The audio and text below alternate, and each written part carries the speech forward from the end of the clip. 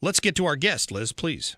Here's the bottom line. Here's the bottom line. We need to get to the bottom of this. Get to the bottom of this. We've got to get to the bottom of this. The bottom line on the Mark Cox Show. That's the only way we're going to get to the bottom of this. That's the bottom line. Truth! You can't handle the truth. All right. Keith Antone joining us, the man with the golden pipes, local radio host. How are you, buddy? I'm doing good. Thanks for having me Absolutely. back, Mark. I appreciate having you back. Yeah. I know you're in a great mood because you watched that State of the Union, and like 77% of Americans, you agreed that was a great speech. I did. I represent all 7 of the African Americans that watched the speech. So here, as the official representative of the African American black folk, come on, Mark. I wouldn't care what he did or what he said. You would think it was just the best thing since sliced bread. Am I right or wrong? I thought it was a great speech. No, it really was. No, in all seriousness, it was good. I mean, it was the first time he ever seen presidential and human, and he didn't insult someone because they must have taken his phone from him. And I said it earlier on this radio station this past week that they must have gave him his meds so that he could just kind of pipe down and be cool. I have to play something here, and then I want to get your reaction. Okay, to it. From this is Maxine Waters' reaction, her rebuttal to the State of the Union address. After Trump defended white supremacists, targeted Muslims with his travel ban, described Mexicans as rapists, and mocked people with disabilities, it's impossible to believe him when he tries to declare that he wants to bring the country together. One speech cannot and does not make Donald Trump presidential. He's not presidential, and he never will be presidential. He claims that he's bringing people together, but make no mistake, he is a dangerous, unprincipled, divisive, and shameful racist. What a horrible woman she is. I'm sorry. He was talking about Nancy Pelosi, and I played it for Maxine Waters. I'm sorry.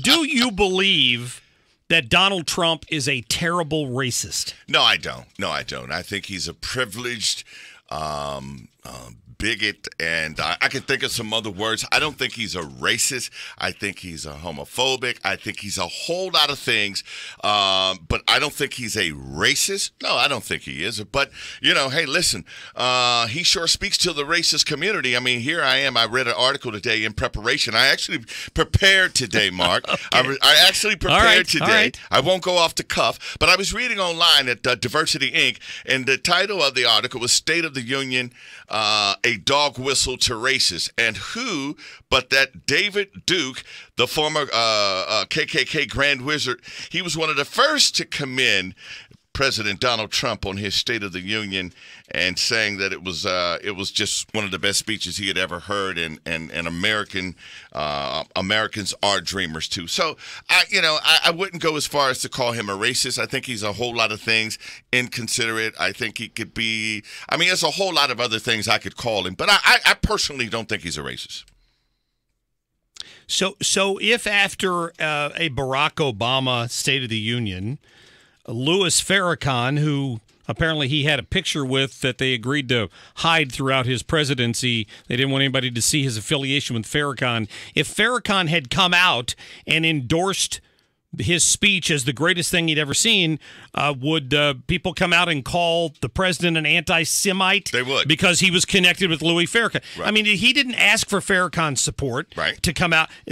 Donald Trump can't help whether or not David Duke preferred his presidency over Hillary Clinton. Right. If it had been Ted Cruz, there's a very good chance for David Duke, he would have preferred the Republican candidate over the Democrat. Why does that mean that they're a bigot or that they're a racist? Because, I mean, Diversity Inc. drew this conclusion. Yeah. This was if you go out to on Diversity Inc. and it's online, and that was the title, and I can show it to you. But let me tell you this though, Mark. Here's what I want to tell you. There was a guilt by association attached to. You remember a preacher out of Chicago by the name of Reverend Jeremiah Wright? I've got sound bites from him right here. I can play you a drop. Absolutely. And so just because he said what he said about damn America, right? And so that was President Obama's pastor. His pastor for 20 years. He attended that church for years. For years. And so he had to disassociate himself with Obama because he was getting so much flack from the American community, Keith, from the right wing. But Trump didn't do that. He got awards from the NAACP before. I've got bites here with Jesse Jackson praising him for the money he donated to the Rainbow Coalition. The money he donated. That's it, Mark. The money he donated. They loved him when he was donating money to them, and now he's a racist. Too if you give me $50. Now he's a racist because he's not donating to them anymore. See, I just think that term gets thrown around too much. It does. Maxine Waters cherry picks a couple of things that happen and draws the conclusion that Donald Trump is a racist. I don't think what he said about certain illegal criminals from Mexico painted all Hispanics as criminals. I don't buy that argument. It was just turned around to be used for politics during the last election cycle.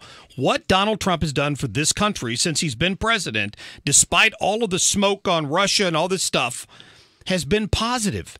What negative thing can you come up with that he's done that's hurt America or Americans or African Americans? Well, I won't say it's a negative, but I think he just outright told a lie. I mean, in the last time I was on this program, you and I got into it. I've got the statistics now from 2011 to 2017 when Obama, the unemployment for African Americans was right around 16%. It went down in January 2017 when he left office. It was right about 7% or 6.8.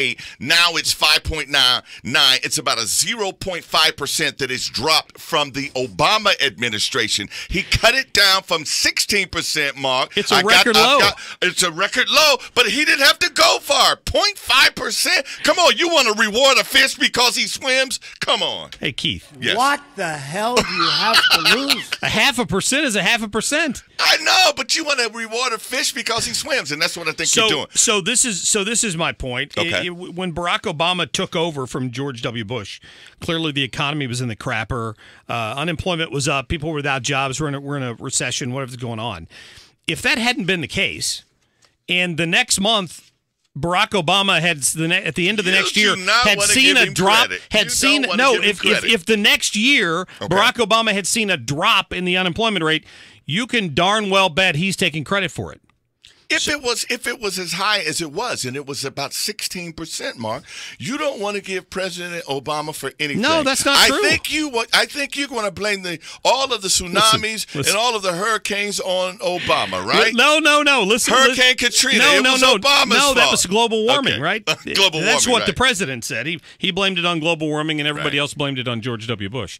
I was listening to the Democrat rebuttal on immigration reform and the deal the president offered him on DACA and what he had to give in return. And now the Democrats have claimed there's no way that he's against legal immigration because he doesn't want realistic controls on who's coming into this country. Listen as I play you your President Obama's comments from 2013 on immigration reform. Real reform means stronger border security, and we can build on the progress my administration's already made, putting more boots on the southern border than at any time in our history, and reducing illegal crossings to their lowest levels in 40 years. Real reform means establishing a responsible pathway to earned citizenship. Here it is. Listen. A path that includes passing a background check, paying taxes and a meaningful penalty, learning English, and going to the back of the line behind the folks trying to come here legally. Scattered applause. Wait for it. And real reform means fixing the legal immigration system to cut waiting periods and attract the highly skilled entrepreneurs and engineers that will help create jobs and grow our economy. Sounds to me like President Obama was describing changes to the legal immigration system that would be more merit-based, so we're attracting people who, I don't care if they're from an S-hole country or not, if they're an engineer or a doctor, we're glad to have them. He's talking about that there. He's talking about, giving people maybe a path to citizenship, but They're going to have to work for it. They're going to have to earn it, and they're going to have to get in line behind the other 50,000 people who are already trying to go through the process legally. And yet today, the Democratic Party doesn't agree with any of what President Obama said back in 2013. Effectively, Donald Trump has offered them that deal. You have no argument out of me. So, next point. No argument out of me. You agree? You think that we could fix immigration reform tomorrow with what the president offered? I don't have a problem. And let me just say this. I think that here's where I think Maxine Waters said it best. Fundamentally, there has been a line drawn in the sand, and you and I both know, whether it's here in St. Louis, in Jeff City, in Springfield, and in Washington, D.C., this is the game that these politicians are playing, and it doesn't matter. It just seems like to me, if it's not my ideal, it's not a good ideal. And I think what's happening here, Mark, I think fundamentally it is basically about the same plan. And I think that Trump probably does have some good ideals. And I know you're going to tell me that he did all these things. And nobody, I said it here Tuesday evening on this radio station, nobody has yet told me about what he has done for the blacks and unemployment. What jobs did he create? Nobody can point to that. I keep asking, tell me what he did. He's done nothing but sit in the White House. That's what he's done. That's what I feel. Well, no, okay, and that's a legitimate. It's a legitimate point, right? I can't come out and tell you a program that he's done that would have directly impacted highway jobs, African Americans. What I can tell you, is that when you're approaching or right at 3% GDP, possibly going over that next year once this tax reform kicks in, a rising tide floats all boats. Everyone is going to benefit from this. And I agree. And you know what I said off the air to Speaker Tim Jones? I said off the air, I said, listen, I, as an entrepreneur, made the most money I've ever made in my life under Republican administrations. Doesn't say the guys were right. It just might have been timing. But I'm saying, and I took a real big hit during the Obama. So I don't really care who's in there as long as, again, my family can benefit and millions of others can benefit and we have a great economy and there is low unemployment and all those other things that come along with it. Hey, by the way, since I've got you on the air, okay, I just want to say I'm glad I could have you in here because it's the beginning of Black History Month. Right. Don't you think? Yeah. You pointed this out to me. You thought I was having you on today for that reason. Right. And I've got my Make America Safe Again, Impeach Trump hat. Oh, I thought it was a Make America Great. Oh, it's a Make America Safe Again. Make America Safe Again, Impeach Trump. I personally, where's my camera? Which camera? It's right. You're looking right up here. Right here? Okay, here we are. See, Make it safe again, Impeach Trump. Where does it say Impeach Trump on it? I wrote it on the back. Oh, I see. Okay, all right. I'm just looking. Thanks for having me, Mark. You bet. I always have a good time. I'm thrilled to have you here. That article you gave me was from Diversity Inc. Yes. What in the hell's diversity? Well, I could be wrong, but I believe diversity is an old wooden ship that was used during the Civil War era. Keith Antone, thank you.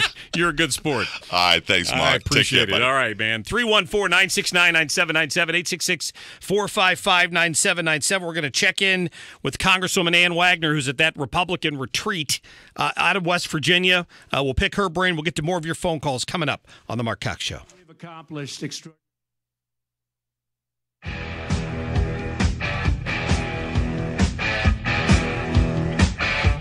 The Mark Cox Show on FM News Talk 97.1, 98.7, AM 1490, and 97.1talk.com.